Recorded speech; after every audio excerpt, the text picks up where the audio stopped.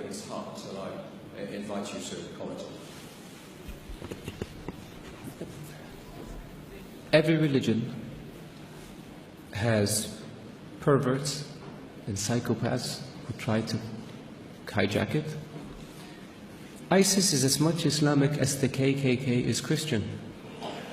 Don't they have a cross? Don't they do everything in the name of religion and Christ? Don't they believe that Christ compels them to lynch and kill people of African descent? Can one really say that the KKK is a Christian organization? There are other groups that one can point to. There are other massacres that were committed in the name of keeping certain countries or regions clear of non-Christians. There are people like this also in the Jewish faith that have nothing to do with Judaism. There are people like this in the Hindu faith that have nothing to do with Hinduism. For anyone to argue that Daesh is Islamic is preposterous. In the Islamic faith, the Quran reveals that you have your faith and I have my faith. And you're free to practice your faith and I'm free to practice mine. What greater sign of tolerance and acceptance do you have than this? In the Islamic faith it says, he who kills an innocent soul is as if he has killed all of humanity. And he who saves an innocent soul is as if he saved all of humanity.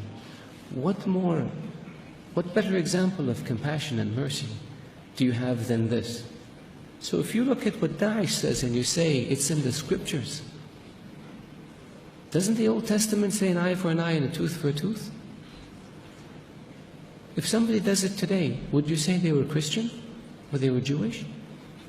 So I caution people, because it seems to have become almost novel. Not novel, it's become the flavor of the day to try to read things into Daesh or into Islam that are not there. The Islamic religion and Islamic civilization was the civilization that preserved the history of Greek and Rome and passed it on to the West. Western civilization would not exist without the Islamic Arab civilization. The Islamic civilization and the Islamic Arab civilization was the civilization that connected China with Europe. So it was global. The point I made early on about being an intermediate civilization, this is what I mean.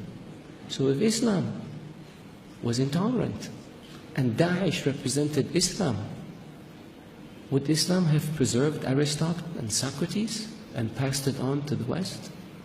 Would Islam have connected Eastern civilization with Western civilization? Of course not. So I urge you, all of you, to be careful when it comes to making generalizations or to accepting generalizations that have no basis in fact. Thank you. Thank you, Mr. Newton. Final question, is that Anne-Marie Slaughter? It is. Good. Hi, Anne-Marie Slaughter, the President and CEO of New America. Hi, Anne. Thank you very much for addressing the issue of women in your country. I think you are right to see that this is an increasing issue for many in the world, that it should be addressed openly. I just wanted to make sure I heard you correctly, because what I heard you say was that there is nothing in your culture that prohibits or that retards the advancement of women. Did I hear that right?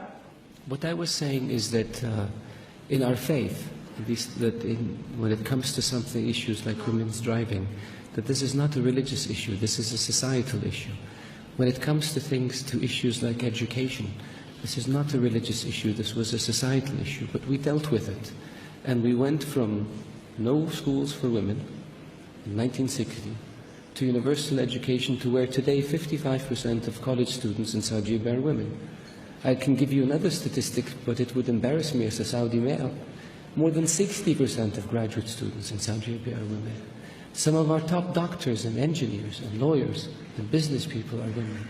So the opportunities are there. It's not, the issue is one that is evolving, just like it is evolving in other countries.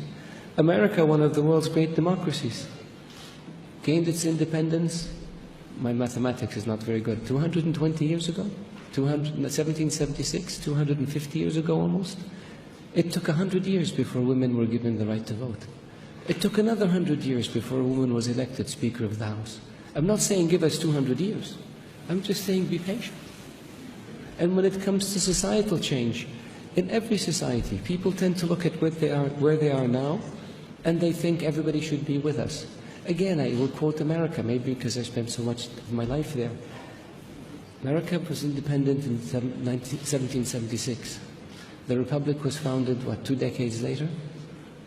It took almost 80 years before slavery was abolished. It took 100 years before there was a civil rights movement. And it took